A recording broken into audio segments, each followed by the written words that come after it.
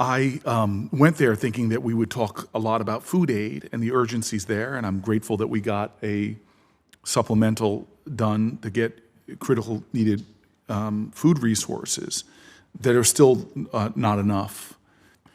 But what shook me was the trauma, that it wasn't just the horrible rising levels of seeing children that were malnourished, the famine and its implications to stunting and more, but I've never left the conflict more affected by the urgent need for socio-emotional, psychological, trauma-informed care. And I don't know if you have any insights maybe to put on the record in regards to that need, given as we saw the women and children that made up predominantly the folks in the camp, but the stories of horrific sexual violence, witnessing the deaths of children and spouses and parents, the rape and the abuse, the robberies, the sheer gravity and extent of it calls out for more than just the food aid that we often are, and medical aid we're talking about.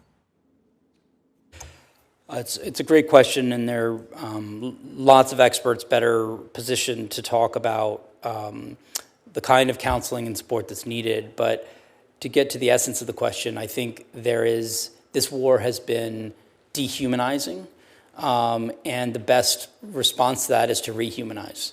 And there are many things I think we need to be doing now to try to rehumanize the Sudanese people, particularly women and youth who've borne the brunt of this. And being seen as part of that, being heard.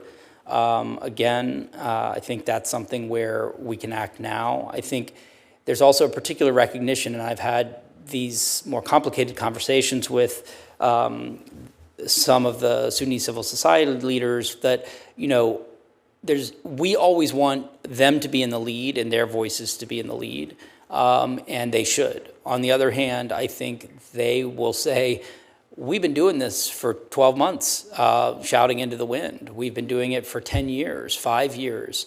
And I think there is a need for all of us to do our part, not to in any way replace their voices with ours, but we do need to be aggressively proactive about how we can amplify those voices, what we can do as allies to raise the concerns that are there.